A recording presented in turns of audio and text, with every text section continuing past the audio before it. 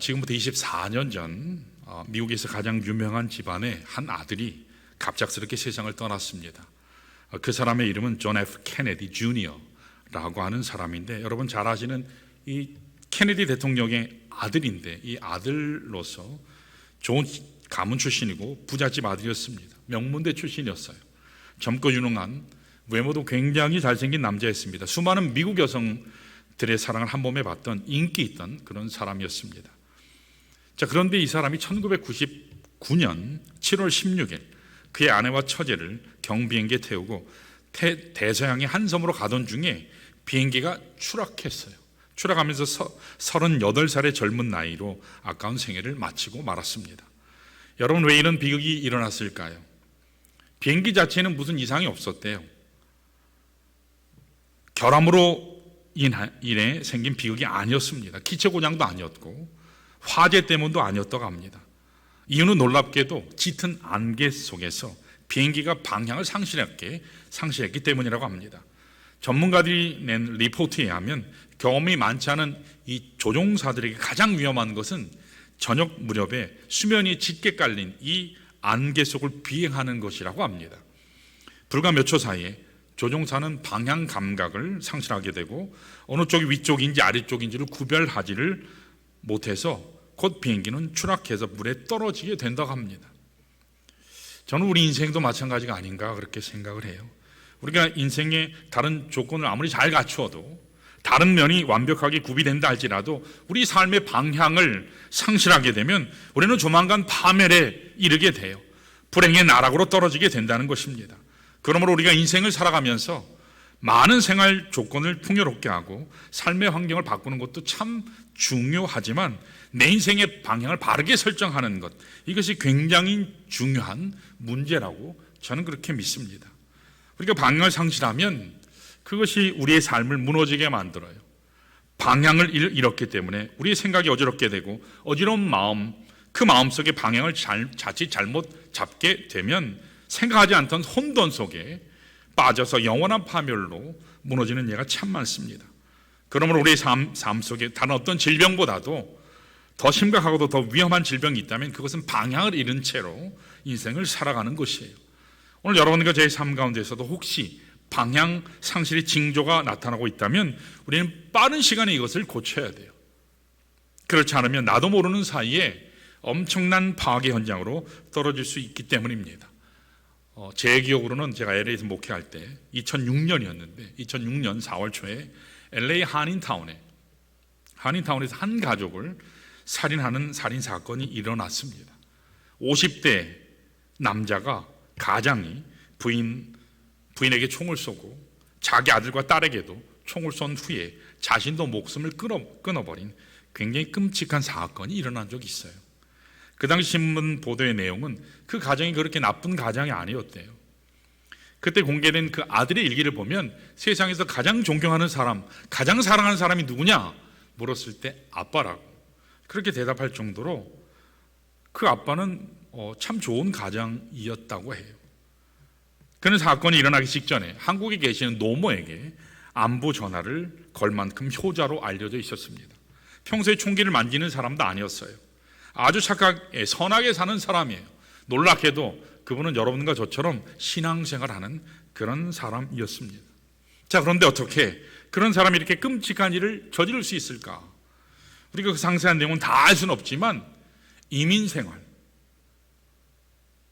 타국의 생활, 철저한 외로움의 생활, 그 혼란한 삶의 현장에서 혼자 방황하다가, 혼자 고통하다가 그 방황의 압력을 이기지 못한 채 불의 사고로 이와 같은 끔찍한 일을 행한 것입니다. 오늘 여러분과 제가 눈에 보이지는 않지만 방향을 상실한 채 산다라고 하는 것은 대단히 위험합니다. 빨리 하나님 안에서 바른 길을 찾고 하나님이 예비하신 바른 삶의 현장으로 돌아오지 않으면 우리 인생도 장담할 수가 없어요. 그러므로 우리가 어떤 이유든 간에 삶의 방향이 뚜렷하지 아니하고 혼란 속에 헤매고 방황하는 나의 삶의 모습이 있다면 여기에 대한 하나님의 처방을 빨리 여러분 깨달으시길 바랍니다. 그리고 주님 앞으로 돌아오는 결단이 필요합니다. 자, 오늘 함께 읽은 본문 말씀을 보시면 오늘 이 세상이 참 혼돈스럽죠. 이 혼돈 속에 살아가는 우리 인생에게 방황하며 세월을 허송하는 우리 삶 가운데 하나님이 준비하신 처방은 어떤 것일까? 그것에 관해서 좀 오늘 본문이 소개하고 있어요. 자, 3절은 이렇게 하나님의 처방을 소개해요. 자, 우리 3절 한번 읽어볼까요? 이렇게 나와요. 같이요. 시작. 내 영혼을 소생시키시고 자기 이름을 위하여 의의 길로 인도하시는도다. 그랬습니다. 자, 여기 나타난 하나님의 처방은 간단히 얘기하면 의의 길이에요. 의의 길. 여러분, 의의 길이라고 하는 것은 하나님이 설정하신 바른 길이라고 할 수 있어요. 여기에 의의 길이라고 하는 것은 그래서 하나님이 축복하신, 준비하신 이 축복을 향해 나아가는 올바른 길이다, 그런 뜻이 내포되어 있어요. 여러분, 길이라고 해서 다 똑같은 길이 아니죠. 어떤 길은 사망을 향해서 가는 길이 있어요. 또 어떤 길은 축복을 향해서, 또 영광을 향해서 가는 길이 있습니다. 세상에는 항상 두 가지 길이 있어요. 자, 잠언 14장 12절에 보면 이렇게 나와요. 우리 여기 한번 같이 읽어볼까요? 시작. 어떤 길은 사람이 보기에 바르나 필경은 사망의 길이니라. 그랬어요. 여러분, 인생을 살아가다 보면 이 길이 바른 길인 줄 알았거든요. 이 길이 정말 행복한 길인 줄 알았는데 막상 도착해 보니까, 다 가서 도착해 보니까 뭐라고요? 죽음과 멸망이 기다리고 있더라는 거죠. 그때는 회복 불가능해요. 그 반면에 잠언 4장 18절은 다음과 같이 소개해요. 이것도 한번 같이 읽어볼까요? 같이요. 시작. 의인의 길은 돋는 햇살 같아서 크게 빛나 한낮의 광명에 이르거니와 라고 그랬습니다. 여러분, 어떤 길은 갈수록 빛난 길이 있어요. 가면 갈수록 빛나요. 가면 갈수록 복돼요. 행복해요. 자, 그런데 어떤 길은 가면 갈수록 이 길인 줄 알고 갔는데, 행복한 길인 줄 알고 갔는데 계속 어두워져요.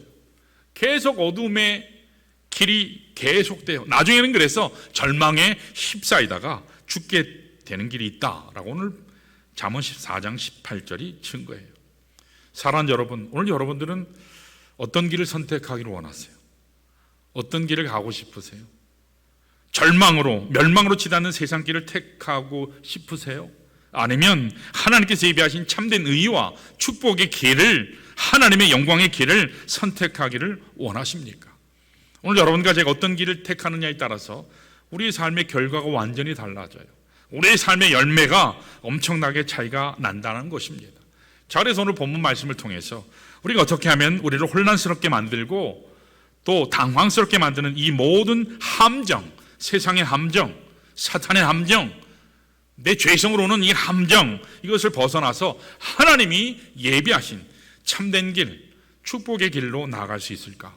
오늘 본문을 통해서 중요한 세 가지 원리를 함께 좀 나누기를 원해요.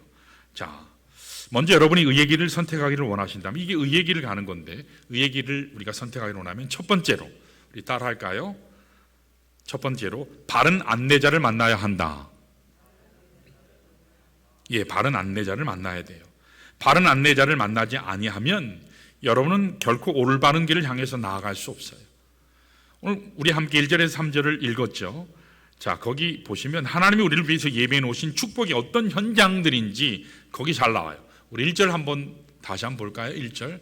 무지 많이 알고 잘하는 말씀이지만 깊이 묵상하지 않으면 잘 몰라요. 우리 한번 1절 읽습니다. 시작. 여호와는 나의 목자시니 내게 부족함이 없으리로다. 여기도 특별히 중요한 게 빨간 펜으로 나의라는 말에 여기 동그라미를 치시는 게 필요해요. 나의. 거기 오늘 본문에 특별히 나의라는 단어에 주목하시기를 원해요. 일반적으로 구약 성경에 나타난 하나님과 이스라엘 관계는, 백성과의 관계는 언제나 민족을 향한 하나님이었어요. 민족을 향한 하나님의 뜻을 많이 밝히고 있어요. 그래서 목자를 설명할 때도 이스라엘 민족의 목자, 이스라엘 민족의 목자, 그렇게 설명을 해요.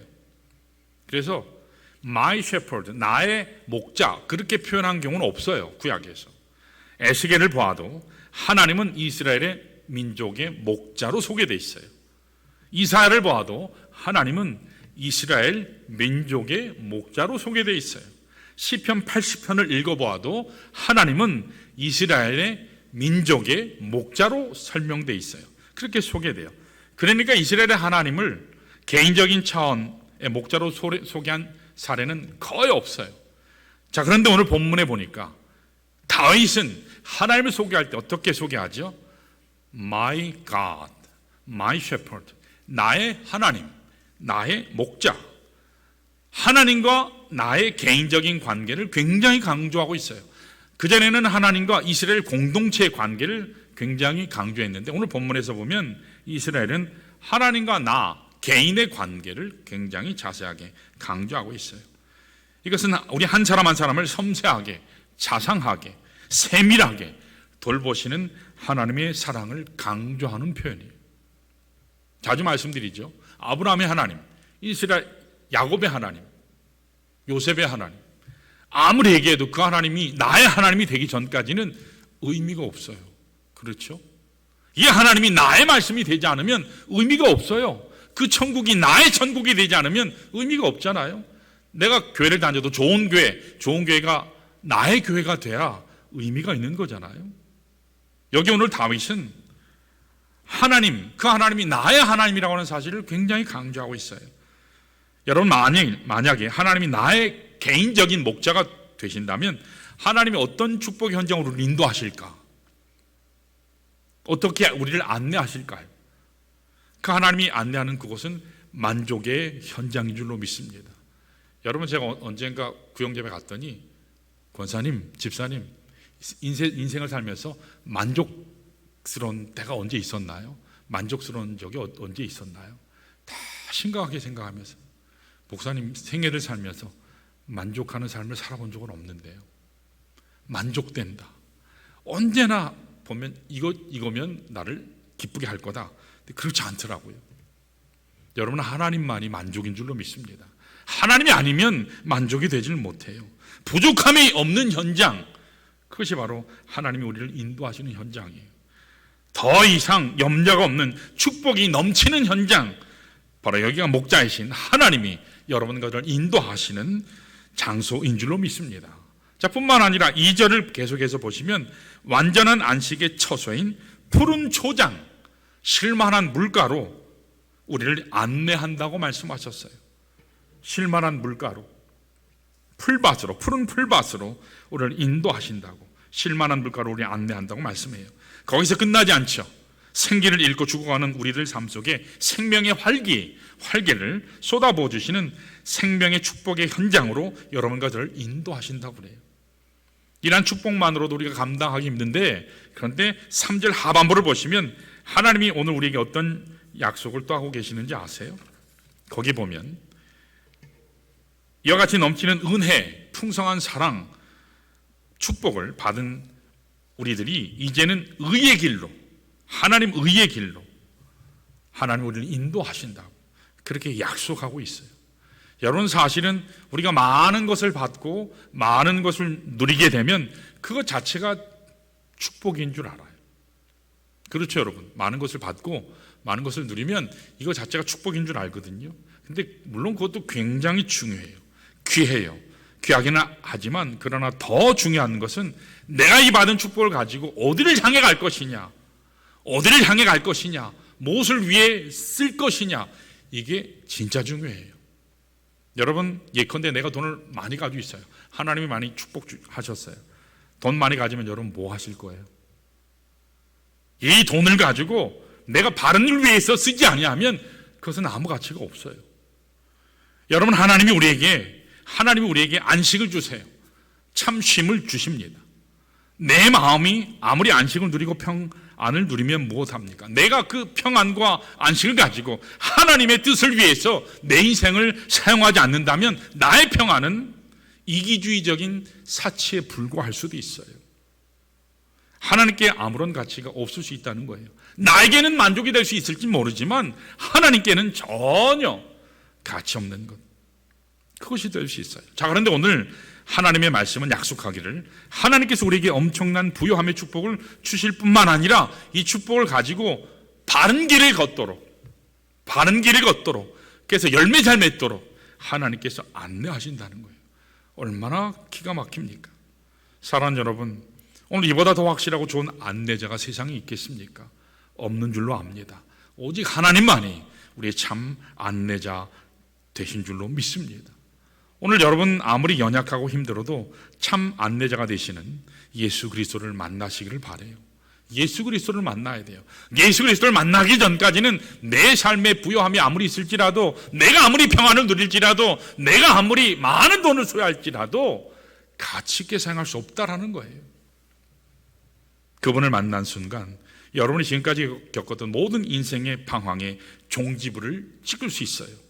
더 이상 염려할 필요가 없습니다. 이제는 그 안에서 하나님과 함께 올바른 길을 향해서 전진해 가기만 하면 되는 것입니다. 그런데 문제가 있어요. 문제가 뭔지 아세요? 우리들의 인생이 얼마나 어리석고 미련한지 몰라요. 이와 같은 안내자를 보면서도 잘 따르지 않으려 한다는 거예요. 따라가지 않으려 한다는 거예요. 필립 켈러라고 하는 분이 있거든요. 이분이 양과 목자라는 책을 썼어요. 필립 켈러는 직접 양치기를 8년 동안 한 분이에요. 근데 그분의 보고에 하면 양이요, 여러분 양이라는 동물은 어떻게 생각하세요? 굉장히 순하다고 생각하잖아요. 우리들이 생각하는 것처럼 그렇게 유순한 동물이 아니래요. 고집이요, 똥고집이 말로 못한대요. 쓸데없는 일에 고집을 부리고요, 움직이지 않고 이게 버팅긴대요. 가! 그러면 안 가요. 이리 와 하면 절대로 안 와요. 자, 예를 들면 어떤 한 곳에서 풀을 뜯잖아요. 풀을 뜯기 시작하면 좀처럼 거기를 떠나지 않으려는 습성이 있어요. 여러분, 풀이 아무리 무성해도 풀 먹으면 계속 먹으면 어떻게 될까요? 풀이 마르잖아요. 그리고 날씨가 바뀌면 풀이 상하고 없어지잖아요. 먹을 것이 없는데도, 그것이 황폐화되는데도 떠날 생각을 안 한대요. 그리고 그 지역이 전염병이 찾아오고 기생병균이 찾아와도, 그래서 온몸에 질병이 걸려도 양은요, 미련해서 자기가 있는 곳을 안 떠나려고 한대요. 계속 있는데요. 그래서 목자가 그 양을 이렇게 골짜기에서, 그 우리에서 건져내 주지 않으면 그 양은 기생충으로 인해서 온몸에 두드러기가 나무로 인해서 그 황폐한 땅에서 죽을 수밖에 없다는 거예요. 양을 목자가 건져주지 않으면. 여러분, 이렇게 어리석고 불필요한 고집이 있는 것이 바로 양이라고 그래요. 근데 성경에서는 이 양을 누구라고 하죠? 여러분과 저로 말씀해요. 마찬가지예요.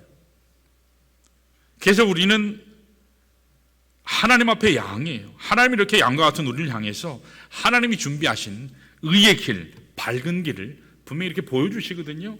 제시하고 우리로 그것을 가도록, 그렇게 향하도록 하시는 겁니다. 이 사실을 이사야서 53장 6절 상반절에 이렇게 표현하죠. 자, 우리 한번 읽어볼까요? 같이 시작. 우리는 다 양 같아서 그릇 행하여 각기 제 길로 갔거늘. 우리는 다 양 같아요. 각자가 똥고집이 얼마나 대단한지 몰라요. 자기 고집대로, 자기가 생각한 대로, 자기가 가고자 하는 그 길로 계속 고집 부리면서 가요. 그러다 보니까 삶의 부작용이 생겨요. 삶의 질병이 찾아와요. 삶의 수많은 어려움들, 좌절, 낙심들이 찾아와요. 수많은 죄악들이 쌓여갑니다. 이렇게 스스로 선택한 잘못된 죄악 때문에 무너지게 된 우리를 향해서 하나님이 누구를 예비하셨죠? 예수 그리스도.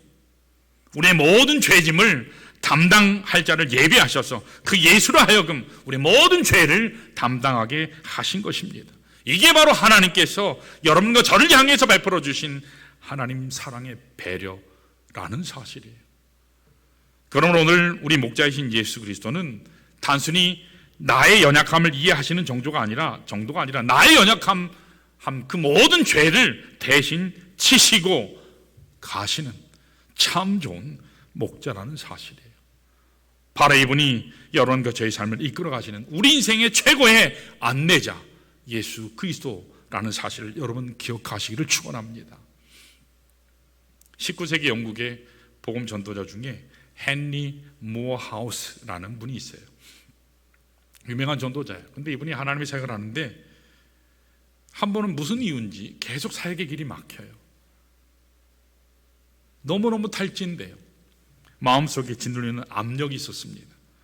그래서 거의 한계 가운데 이제 내가 사역을 그만둬야지, 사역을 그만둬야지 하는 그 지경까지 갔어요. 이런 그에게 하나님이 참으로 복된 경험 하나를 통해서 그의 삶을 위로하시고 회복시키신 간증 하나가 있어요. 그게 뭐냐면 하루는 이 헨리 모어하우스가 집으로 돌아왔는데 자기 어린 딸이 있는데 어린 딸이요 지체장애자예요. 그래서 이 발을 못 움직여요. 걸어갈 수가 없어요. 몸을 움직일 수 없기에 휠체어를 타고 생활하는 그런 장애를 가진 딸이 있습니다. 근데 이 모어하우스가 소포가 왔는데 2층에 있는 아내에게 소포를 이렇게 전달해 주려고 올라가려고 하는데 그 1층 계단에 있던 딸아이가 아빠에게 이렇게 얘기해요. 아빠, 오늘은 제가 엄마에게 그 소포 꾸러미를 가져다 드릴게요. 근데 모어하우스가 이렇게 보니까 참 너무 마음이 아프잖아요. 쳐다보면서 이야기를 해요. 아빠가 네 마음은 알겠는데 너 그 몸으로는 2층이 못 올라가잖아. 아빠가 갖다 줄게. 너 자신도 움직일 수 없는데 어떻게 이 소포를 가지고 가니? 그때 딸내미가 방긋 웃으면서 하는 말이, 아빠, 저도 그거 잘 알아요. 그런데 그 아빠 소포 꾸러미를 저에게 주시면 제가 그걸 안고 아빠는 저를 안고 올라가면 되잖아요. 그래서 제가 엄마한테 드리면 되잖아요. 이 말을 들었던 모어하우스가 번개같이 머릿속에 떠오르는 것이 있었어요. 깨달아지는 게 있었어요. 아하, 이거구나. 내가 지금까지 나의 무능력함 때문에 좌절하고 낙심했는데 내 짐이 너무너무 무거워서 내가 한 발도 못 갑니다. 좌절하고 이제 그만둬야 되겠다고, 모든 사역을 내려놔야 되겠다고 하나님 앞에 내가 울며 불매했는데 나를 안고 가시는 목자가 나의 아버지지, 나의 하나님이지, 내가 왜 염려했지? 하나님께 맡기면 하나님이 하시는데 왜 내가 하려 했지? 이 모든 짐 주님이 다 대신 이미 십자가에 지셨는데, 그리고 이미 또 지시는데 나의 연약함, 나의 모든 아픔 안고 가주실 목자에게 의탁하기만 하면 내 모든 문제는 해결되는데, 그러면서 그때부터 그가요 하나님 앞에 다시 섰어요. 새 힘을 얻게 됐습니다. 끝까지 그래서 하나님 사역을 잘 감당했다고 합니다. 사랑하는 성도 여러분, 여러분이나 저나 다 무능력하죠. 다 무능력해요. 틈만 있으면 내빼고 싶고 안 하고 싶고, 우리 모두가 참 절망하기 쉽잖아요. 그런 특성, 습성을 우리는 가지고 있어요. 그러나 우리가 아무리 지치고 피곤하고 낙심해도 우리의 안내자이신 예수 그리스도에게 우리의 모든 인생을 맡기기만 하면 여러분, 우리의 최선의 삶으로 여러분과 저를 주께서 인도하실 줄로 믿습니다. 결코 좌절하지 마시기를 축원합니다. 자, 이렇게 바른 길을 걷기 위해서 필요한 첫 번째 단계는 안내자를 바로 만나는 거예요. 자, 두 번째 따라할까요? 바른 결단을 해야 한다. 이렇게 안내자를 만난 후에는 그를 따르기로 결단해야 돼요. 결단이요. 결단이라고 하는 것은 이제 다짐만 얘기하는 게 아니라고 그랬어요. 내가 앞으로 해야지 반성만 하는 게 아니에요. 실행이에요. 실행하는 걸 얘기하죠. 따르기로 결단해야 돼요. 오늘 많은 사람들이 마음속에 갈등해요. 여러분, 갈등하면요 마음에 평안이 없어요. 왜? 갈등하면 스트레스가 계속 쌓이거든요. 여러분, 스트레스가 만병의 근원이잖아요. 스트레스요. 밥맛도 없어요. 잠도 안 와요. 사람 만나기도 귀찮아요. 만사가 다 싫어요. 그게 스트레스잖아요. 스트레스가 쌓이고 압력이 찾아오면, 이게 프레스가 찾아오면 여러분 굉장히 힘들어요. 그런 갈등을 쉽게 풀 수 있는 방법이 그런데 있어요. 뭘까요? 그냥 결정하면 돼요. 왜 갈등하는지 아세요? 여기로 갈까? 저기로 갈까? 선택장애 때문에 그래요. 이걸 해야 되나? 말아야 되나? 언제나 우리 인생은 선택이에요. 오늘 이 아침 예배 올 때도 여러분 어떠셨어요? 여기 예배 드리러 올 것인가 말 것인가 고민하지 않으셨어요? 결정하면 돼요. 갈등하고 있으면 마음이 편할 수 없어요. 자, 그런데 바른 쪽을 선택하고 결정하면 그 순간 내 마음속에 평강이 찾아오는 거예요. 그래서 성경은 우리가 예수가 누구인지를 아는 것도 굉장히 중요하지만 그분을 향해서 믿음 가지고 결단할 때 그분의 제자가 될 수 있다, 그렇게 말씀하는 거예요. 주님을 아는 것도 중요하지만 아는 것에서 멈추면 안 돼요. 주님의 길을 향해서 내가 발을 내딛고 나아갈 때에 여러분 참 평안이 오는 줄로 믿습니다. 오늘 수많은 사람들이 교회를 다니잖아요. 예배도 드려요. 성경 공부도 해요. 근데 그냥 말씀만 듣고 돌아가고 또 듣고 돌아갈 뿐, 결단하지 않기 때문에, 정말 내 마음속에 헌신하지 않고 결심하지 않기 때문에 일어나야 될 참 삶의 변화가 일어나지 않는 거예요. 하나님이 주시는 축복의 변화가 우리 삶 속에 체험되지 않는다는 것입니다. 그러니까 우리가 혼돈과 방황의 세월을 끝내고 하나님이 예배하신 참된 축복으로 나아가기를 원하면 더 세월을 허비하기 전에 결단하고 믿음으로 주 앞에 나아가야 할 줄 믿습니다. 자, 우리 야고보서 1장 6절에서 8절을 볼까요? 거기 보시면 결단하지 못하는 인생을 다음과 같이 묘사했어요. 자, 우리 함께 같이 읽습니다. 6절, 7절, 8절이요. 세 절이니까 같이 한번 읽습니다. 자, 시작. 오직 믿음으로 구하고 조금도 의심하지 말라. 의심하는 자는 마치 바람에 밀려 요동하는 바다 물결 같으니 이런 사람은 무엇이든지 죽게 얻기를 생각하지 말라. 두 마음을 품어 모든 일에 정함이 없는 자로다. 그랬습니다. 여러분, 믿음을 갖지 못한 자의 특징이 어떤 건 줄 아세요? 믿음을 갖지 못한 사람이 특징이 있어요. 언제나 두 마음이에요. 정한 마음이 없어요. 언제나 두 마음이에요. 하나님을 향한 마음과 세상을 향한 두 마음이 있어요. 하나님의 뜻을 향한 마음이 있고 자기 욕심을 향한 마음이 있어요. 이렇게 두 마음이 갈등하기 때문에 되는 일이 없다는 거예요. 성경은 이런 심령을 요동치는 인생이라 그랬어요. 특별히 오늘 말씀 가운데 정함이 없다, 정함이 없다는 이 표현은 헬라 원어를 그대로 옮기면 술 취해서 비틀비틀거린다, 그 뜻이에요. 술 취해서 비틀비틀거려요. 오늘 우리 인생이 왜 술 취한 저처럼 휘청거리고 똑바르게 나가지 못하고 비틀거릴까요? 믿음 가지고 하나님께 나아가 올바른 결정을 하지 않기 때문이에요. 그래서 비틀비틀거려요. 뭘 해도 항상 흐리멍텅해요. 흐지부지해요. 그래서 그러한 비참함이 나의 삶 가운데 주어지는 것입니다. 그러나 만일 여러분들이 이 순간이라도 정말 믿음을 가지고 하나님을 향해서 결단하고 결정하고 따르면 여러분의 인생은 엄청난 은혜의 현장으로 바뀔 줄로 믿습니다. 그래서 하나님을 항상 선택해야 돼요. 저는 그 좋은 예가 구약에 나오는 다니엘이 아닌가 생각이 돼요. 여러분, 다니엘은요 아주 어린 나이 15살이에요.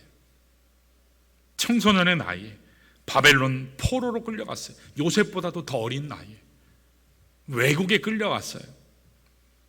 자기 민족을 멸망시킨 그 나라에 적국에 끌려갔습니다. 자기 민족은 망해버렸죠. 나라가 망했어요. 청소년이지만 미래가 없어요. 나라를 잃었으니까요. 언어를 잃었으니까요. 민족을 잃었으니까. 이런 상황 가운데 바벨론에 끌려갔어요.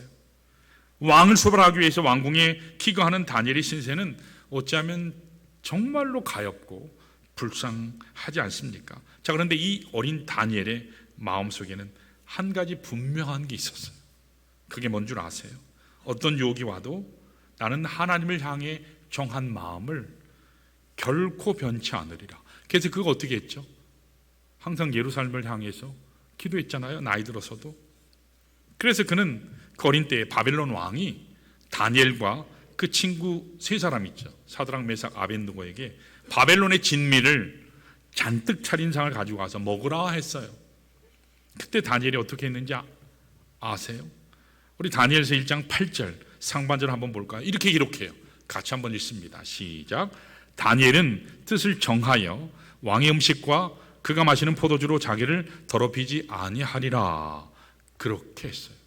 여러분, 여기 보면 뜻을 정했다, 자기 마음을 정했다, 그런 말씀이 나와요.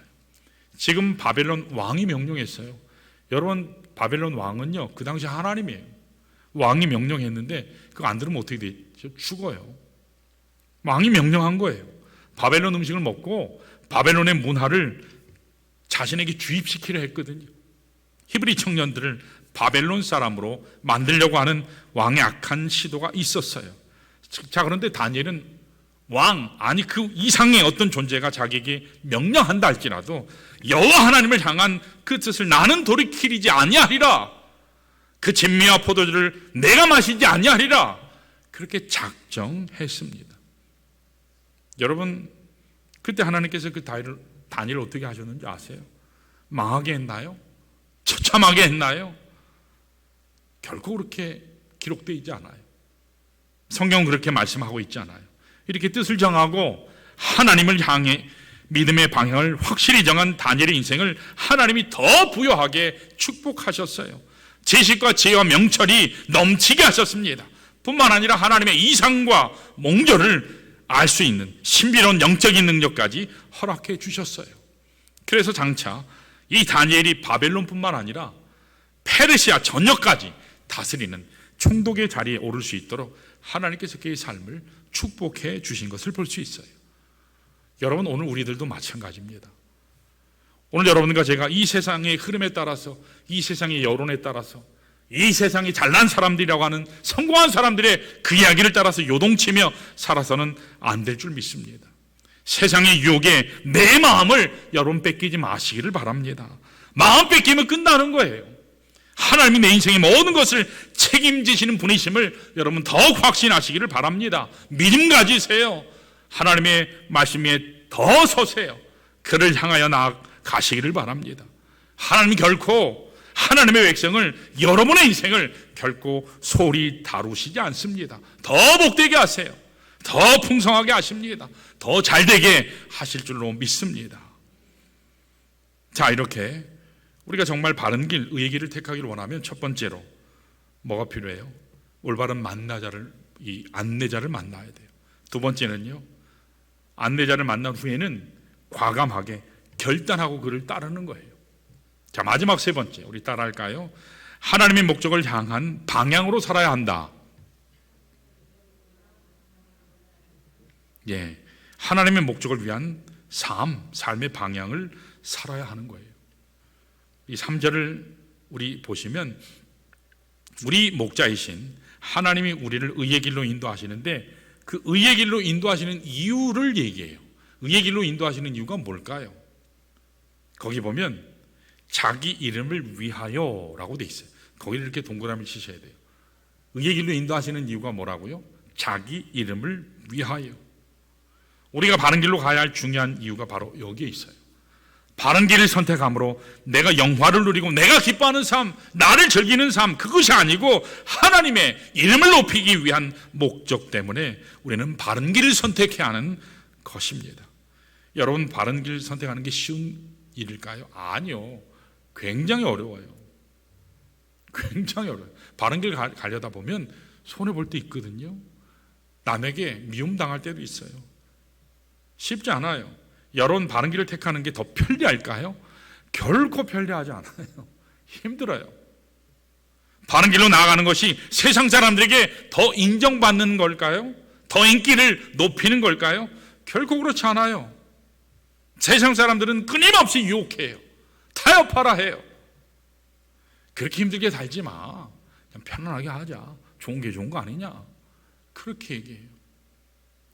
여러분, 바른 길 가는 게 인기도 없어요. 편리하지도 않아요. 세상 사람들에게 인기 있는 것도 아니에요. 그러나 그럼에도 불구하고 우리가 그 길을 택하는 이유는 오직 한 가지, 그 이름의 영광을 위해서라는 사실을 기억하시기를 축원합니다. 우리가 바른 길을 가는 것은 하나님의 영광을 위한 거라는 거예요. 하나님을 드러내는 거라는 겁니다. 여러분, 오늘 하나님은 왜 우리에게 한평생 사는 삶을 여기에 주셨을까요? 이제 여러분 오늘 나오셨는데 그냥 왔다 가라고 우리를 여기에 남겨두셨을까요? 그냥 네 인생 잘 즐기다 와라. 그래서 하나님이 우리를 여기 남겨두셨을까요? 아닙니다. 나의 몫의 삶이, 여러분 한 분 한 분의 몫의 삶이 있기 때문이에요. 이 사명, 이 목적 잘 감당하라고 하나님이 우리 인생을 주신 것입니다. 그러므로 우리 모두가 하나님 안에서 내 삶을 향한 바른 목적을 여러분 발견하시길 바라요. 그리고 그 목적을 향해서 한 걸음 한 걸음 충실하게, 신실하게 잘 걸어가시길 바랍니다. 그러면 하나님이 기뻐하시는 인생으로 여러분 사용하실 줄로 믿습니다. 자, 우리 마지막으로 시편 37편 23절 24절 한번 우리 읽을까요? 시편 37편 23절 24절입니다. 우리 함께 읽습니다. 같이 읽을까요? 자, 시작. 여호와께서 사람의 걸음을 정하시고 계기를 기뻐하시나니 그는 넘어지나 아주 엎드려지지 아니함은 여호와께서 그의 손으로 붙드심이로다. 아멘. 여러분, 여호와께 맡기는 삶, 하나님의 정한 길을 따라 순종하며 살아가는 삶, 쉽지는 않아요. 힘들지만, 힘은 들지만, 그러나 결코 무너지지 않습니다. 결코 무너지지 않아요. 그걸 약속하고 있어요. 오늘 누가 붙들기 때문에요? 만왕의 왕이신 여호와 하나님이 붙들기 때문에, 그 손으로 여러분과 우리를 붙들기 때문에 결코 무너지지 않습니다. 여러분이 하나님 앞에 나아가서 그 영광 가운데 살려고 하는 것은 결코 하나님이 지키세요. 반드시 하나님이 이루실 줄로 믿습니다. 그러므로 하나님을 향해서 의 길을 선택할 때 여러분 두려워하지 마세요. 두려워하지 마시기 바랍니다. 주저하지도 마세요. 할까 말까, 그러면 딴 사람이 다 해요. 여러분들이 먼저 하시기를 바라요. 나로부터 하나님의 일을 여러분 시작하는 축복의 제1 먼저 되는 그런 귀한 주의 사람들 되시기를 축원합니다. 나의 아니 되시는 예수 그리스도의 진리의 길이 분명하기만 하다면 여러분들이 그 길을 선택할 때에 하나님이 우리 인생을 책임져 주실 줄로 믿습니다. 먹을 것, 입을 것, 마실 것 다 주세요. 자녀들의 모든 것들 다 주십니다. 하나님이 책임지십니다. 결코 무너지지 않도록, 쓰러지지 않도록 그의 강한 발로 여러분과 저를 붙들어 주셔서 우리의 삶을 아름답게 만들어 주실 줄로 믿습니다. 2005년 마지막 간증하고 마칠게요. 2005년 Promise Keepers Men's Ministry라고 하는 사역이 있어요. 근데 거기에 이 데이브 윌버라고 하는 분이 나오셨는데 그 당시에 58이었어요. 수많은 남성들이 모인 집회에서 이분이 나와서 간증을 하셨습니다. 정말 많은 사람들이 도전받고 은혜받고 헌신하는 그런 역사가 일어났어요. 이유가 무엇인지 아세요? 그분 얼굴만 봐도 느낄 수 있어요. 설명이 필요 없어요. 얼굴이 정말 흉측한 괴물 같아요. 원래 그분이 얼굴이 그렇게 괴물은 아니요, 괴물 같지는 않았는데 1969년 베트남 전쟁에 참여할 때 이 수류탄 투척하는 그 훈련 과정에서 실수로 수류탄이 손에 들고 있는데 터졌어요. 손에 들고 있는데 터졌으니까 어떻게 얼굴이고 뭐고 뭐 온몸이 난리가 났죠. 온몸의 절반 이상이 화상을 입고 막 날아가고 흉측한 모습으로 변한 것입니다. 가까스로 살았어요. 여러분, 얼굴이 뭉개지고 엉망이 됐으니까 어떨까요? 가까이 있던 사람도 여러분 3년 병에 효자 없다 그러잖아요. 다 도망갔어요. 사람들이. 자기 스스로도 자기를 저주하는, 내가 이런 인생 살아서 뭐할까, 사람들이 자기를 대해 주려 하지도 않고 돌봐주지 않았습니다. 그 화상의 고통 가운데 누구도 찾아오지 않았어요. 그런 세월을 흐르면서 또 침상에서 홀로 신음하며 힘들어할 때 그의 연약한 손을 붙잡아 준 분이 계셨어요. 누굴까요? 예수 그리스도였어요. 예수 그리스도요. 선한 목자이신 예수 그리스도가 그를 붙잡아 주셨어요. 주님의 돌보심, 주님의 사랑, 그것이 그의 마음을 다시 십자가 보혈이 그를 살리게 했어요. 회복됐어요. 비록 그의 육신은요 엉망이에요, 괴물이에요. 그런데 그 영혼은 얼마나 아름다운지 몰라요. 날로 날로 새로워요. 그때부터 그를 사랑하신 예수 그리스도를 전파하면서 미국 전역을, 캐나다를 다니며 하나님의 말씀을 간증하는 삶을 그가 살고 있습니다. 그분이 그날 간증하면서 말했던 유명한 말이 하나 있어요. 뭐냐면 인생을 사는 모든 사람은 상처를 받을 수 있습니다. 그러나 모든 사람이 다 인생을 포기하고 떠나는 것은 아닙니다. 여러분, 우리 인생의 삶의 현장의 자체 보면 우리 직장에서, 가정에서, 또 사람들과의 만남에서, 학교에서 얼마나 상처 많아요. 나는 상처 안 주고 좀 착하고 선하게 살려고 하면 만만하게 보잖아요. 세상의 사람들은, 심지어는 교회 공동체 내에서도 그런 경우가 있죠. 상처받아요. 그래서 아파요. 나는 의도하지 않았지만, 나는 계획하지 않았는데 내 인생에 찾아오는 크고 작은 불청객들, 그런 문제들이 너무 많아요. 그래서 아파할 수밖에 없습니다. 그러나 여러분 기억하시기 바라요. 예수 그리스도 안에 있는 자는 결코 물러나지 않습니다. 결코 포기하지 않아요. 삶을 내려놓지 않습니다. 왜냐하면 그 예수 그리스도께서 영원히 동행할 선한 목자이시기 때문이에요. 그분이 우리를 안고 가세요. 그분이 우리를 업고 가세요. 그분이 우리와 손잡고 가세요. 저는 오늘 이 아침 여러분 모두에게 선한 목자를 소개하고 싶어요. 여러분 마음속에 지금까지 갈등 가운데 살아온 분이 계시면 무지 많은 밤을 고민하며 방황 속에 계신 분들이 혹시 계신다면, 누구도 도울 자가 없어서 혼자 고통하고 신음하는 분이 이 자리에 계신다면, 여러분 유일한 해답이 있어요. 의의 길 되시는 예수 그리스도, 그분 만나야 됩니다. 이 시간 우리 모두 일어나셔서 우리 말씀 기억하면서 함께 기도하기를 원합니다.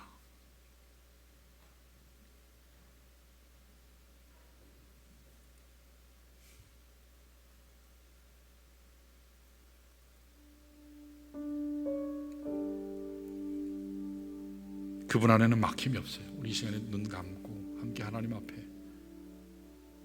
우리 나아가는 시간 갖겠습니다. 그분 안에는 결코 절망이 없습니다. 그 예수 그리스도 향해서 순종에 따라가기만 하면, 그분이 예비하신 길을 따라가면 언제나 아름답고 빛난 길이 있습니다. 왜냐하면 그분 자신이 빛난 길이시기 때문입니다. 그분 자체를 따라가기만 하면 여러분 자신은 보장받을 수 있어요. 세상 누구도 우리를 보장해 주지 않지만 주님은 우리를 보장하십니다. 하나님 기뻐하실 은혜를 날마다 누리며 살 수 있을 것입니다.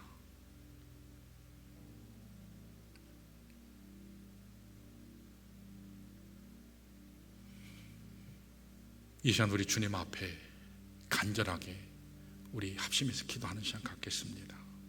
우리 다 같이 기도할까요?